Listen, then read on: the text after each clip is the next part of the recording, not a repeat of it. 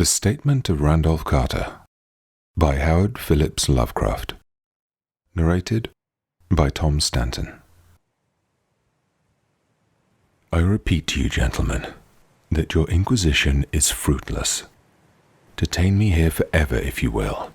Confine or execute me if you must have a victim to propitiate the illusion you call justice.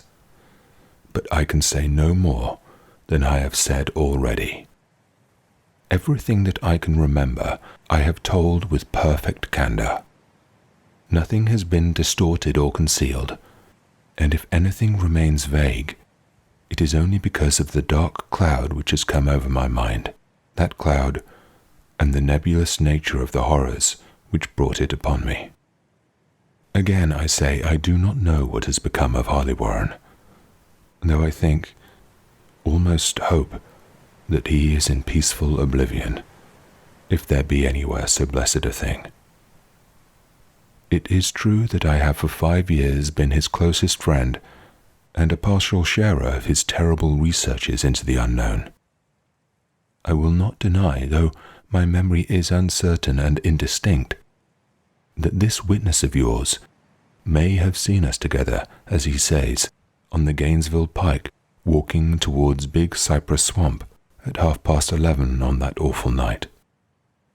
That we bore electric lanterns, spades, and a curious coil of wire with attached instruments, I will even affirm, for these things all played a part in this single hideous scene which remains burned into my shaken recollection. But of what followed, and of the reason I was found alone and dazed on the edge of the swamp the next morning, I must insist that I know nothing save what I have told you over and over again. You say to me that there is nothing in the swamp or near it which could form the setting of that frightful episode. I replied that I knew nothing beyond what I saw. Vision or nightmare it may have been.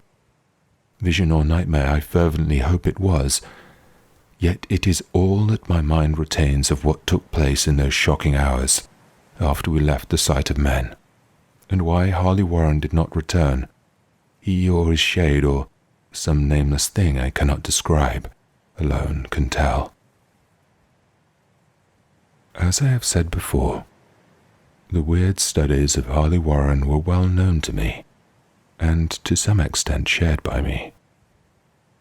Of his vast collection of strange, rare books on forbidden subjects, I have read all that are written in the languages of which I am a master, but these are few compared to those in languages I cannot understand. Most, I believe, are in Arabic, and the fiend-inspired book which brought on the end, the book which he carried in his pocket out of this world, was written in characters whose like I have never seen elsewhere. Warren would never tell me just what was in that book. As to the nature of our studies, must I say again that I no longer retain full comprehension? It seems to me rather merciful that I do not, for they were terrible studies, which I pursued more through reluctant fascination than through any actual inclination. Warren always dominated me, and sometimes I feared him. I remember how I shuddered at his facial expression on the night before the awful happening, when he talked so incessantly of his theory, why certain corpses never decay, but rest firm and fat in their tombs for 1,000 years. I do not fear him now, for I suspect he has known horrors beyond my ken. Now I fear for him. Once more, I say that I have no clear idea of our subject on that night. Certainly it had much to do with something in the book which Warren carried with him, that ancient book in undecipherable characters which had come to him from India a month before. But I swear I do not know what it was that we expected to find. Your witness says he saw us at 11:30 on the Gainesville Pike, headed for Big Cypress Swamp. This is probably true, but I have no distinct memory of it. The picture seared into my soul is of one scene only, and the hour must have been long after midnight, for a waning crescent moon was high in the vaporous heavens. The place was an ancient cemetery, so ancient that I trembled at the manifold signs of immemorial years. It was in a deep, damp hollow, overgrown with rank grass, moss, and curious creeping weeds, and filled with a vague stench which my idle fancy associated absurdly with rotting stone. On every hand were signs of neglect and decrepitude, and I seemed haunted by the notion that Warren and I were the first living creatures to invade a lethal silence of centuries. Over the valley's rim, a wan, waning crescent moon peered through the noisome vapours that seemed to emanate from unheard-of catacombs, and by its feeble, wavering beams I could distinguish a repellent array of antique slabs, urns, cenotaphs, and mausoleum facades, all crumbling, moss-grown and moisture-stained, and partially concealed by the gross luxuriance of unhealthy vegetation.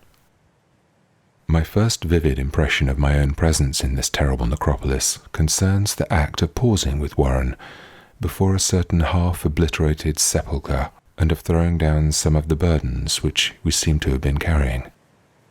I now observed that I had with me an electric lantern and 2 spades, whilst my companion was supplied with a similar lantern and a portable telephone outfit. No word was uttered, for the spot and the task seemed known to us, and without delay we seized our spades and commenced to clear away the grass, weeds, and drifted earth from the flat, archaic mortuary. After uncovering the entire surface, which consisted of 3 immense granite slabs, we stepped back some distance to survey the charnel scene, and Warren appeared to make some mental calculations. Then he returned to the sepulchre, and using his spade as a laver, sought to pry up the slab lying nearest to a stony ruin, which may have been a monument in its day. He did not succeed, and motioned me to come to his assistance. Finally, our combined strength loosened the stone, which we raised and tipped to one side. The removal of the slab revealed a black aperture, from which rushed an effluence of miasmal gases so nauseous that we started back in horror. After an interval, however, we approached the pit again and found the exhalations less unbearable. Our lanterns disclosed the top of a flight of stone steps, dripping with some detestable ichor of the inner earth, and bordered by moist walls encrusted with nitre. And now for the first time my memory records verbal discourse, Warren addressing me at length in his mellow tenor voice, a voice singularly unperturbed by our awesome surroundings. "I'm sorry to have to ask you to stay on the surface," he said, "but it would be a crime to let anyone with your frail nerves go down there. You can't imagine, even from what you have read and what I've told you, the things I shall see and do. It's fiendish work, Carter, and I doubt if any man without ironclad sensibilities could ever see it through and come up alive and sane. I don't wish to offend you, and heaven knows I'd be glad enough to have you with me, but the responsibility is, in a certain sense, mine, and I couldn't drag a bundle of nerves like you down to probable death or madness. I tell you, you can't imagine what the thing really is like. But I promise to keep you informed over the telephone of every move. You see, I have enough wire here to reach the center of the earth and back." I can still hear in memory those coolly spoken words, and I can still remember my remonstrances. I seemed desperately anxious to accompany my friend into those sepulchral depths, yet he proved inflexibly obdurate. At one time he threatened to abandon the expedition if I remained insistent, a threat which proved effective, since he alone held the key to the thing.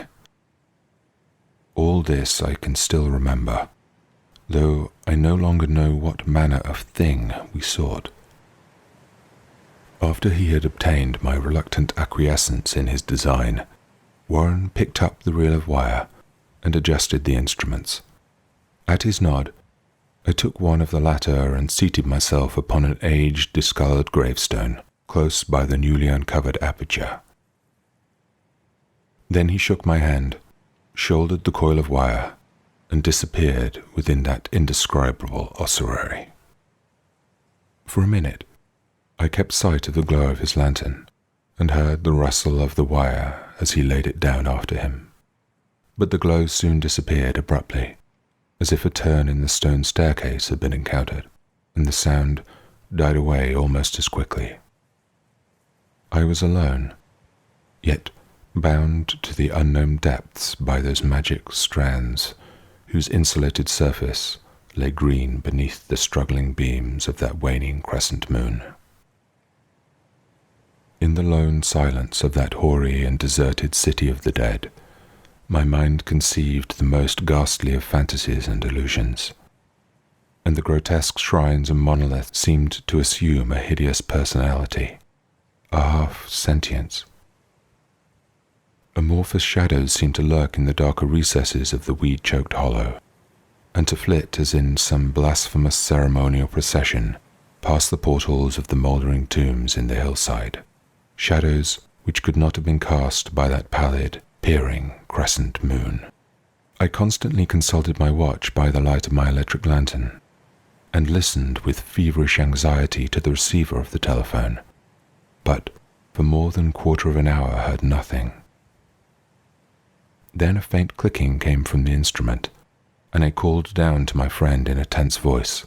Apprehensive as I was nevertheless unprepared for the words which came up from that uncanny vault in accents more alarmed and quivering than any I had heard before from Harley Warren.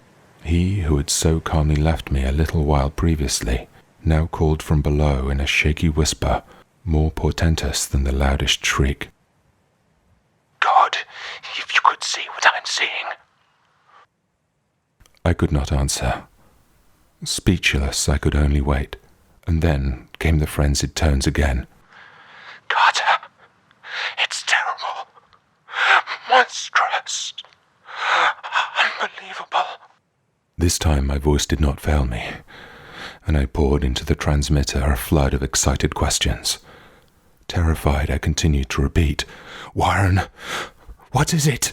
What is it?" Once more came the voice of my friend, still hoarse with fear, and now apparently tinged with despair. I can't tell you, Carter. It's too utterly beyond thought. I dare not tell you. No man could know it and live. Great God, I never dreamed of this. Stillness again, save for my now incoherent torrent of shuddering inquiry. Then the voice of Warren, in a pitch of wilder consternation. Carter, for the love of God, put back the slab and get out of this if you can. Quick, leave everything else and make for the outside. It's your only chance.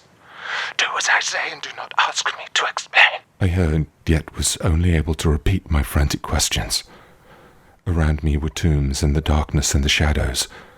Below me, some peril beyond the radius of human imagination. But my friend was in greater danger than I, and through my fear, I felt a vague resentment that he should deem me capable of deserting him under such circumstances. More clicking, and after a pause, a piteous cry from Warren. Beat it! For God's sake, put back the slab and beat it, Carter! Something in the boyish slang of my evidently stricken companion unleashed my faculties. I formed and shouted a resolution. "Warren, brace up, I'm coming down." But at this offer, the tone of my auditor changed to a scream of utter despair. Don't! You can't understand. It's too late, and it's my own fault. Put back the slab and run. There's nothing else you or anyone can do now. The tone changed again, this time acquiring a softer quality, as of hopeless resignation. Yet it remained tense through anxiety for me. Quick, before it's too late. I tried not to heed him, tried to break through the paralysis which had held me, and to fulfill my vow to rush down to his aid, but his next whisper found me still held inert on the chains of stark horror. Carter, hurry. It's no use. You must go. Better one than two. The slab. A pause, more clicking, then the faint voice of Warren. Nearly over now. Don't make it harder. Cover up those damned steps and run for your life. You're losing time. So long, Carter. Won't see you again. Here Warren's whisper swelled into a cry that gradually rose to a shriek, fraught with all the horror of the ages. Curse these hellish things. Legions. My God. Beat it. Beat it. Beat it. After that was silence. I do not know how many indeterminable eons I sat stupefied, whispering, muttering, calling, screaming into that telephone. Over and over again, through those eons, I whispered and muttered, called, shouted and screamed. Warren! Warren, answer me! Are you there? And then there came to me the crowning horror of all. The unbelievable, unthinkable, most unmentionable thing. I have said that eons seemed to elapse after Warren shrieked forth his last despairing warning, and that only my own cries now broke the hideous silence. But after a while, there was a further clicking in the receiver, and I strained my ears to listen. Again, I called down, Warren, Warren, are you there? And in answer, I heard the thing which has brought this cloud over my mind. I do not try, gentlemen, to account for that thing, that voice, nor can I venture to describe it in detail, since the first words took away my consciousness and created a mental blank which reaches to the time of my awakening in the hospital. Shall I say that the voice was deep, hollow, gelatinous, remote, unearthly, inhuman, disembodied? What shall I say? It was the end of my experience, and is the end of my story. I heard it, and knew no more. Heard it as I sat petrified in that unknown cemetery in the hollow, amidst the crumbling stones and the falling tombs, the rank vegetation and the miasmal vapours. Heard it well up from the innermost depths of that damnable open sepulchre, as I watched amorphous, necrophagous shadows dance beneath an accursed waning moon. And this is what it said.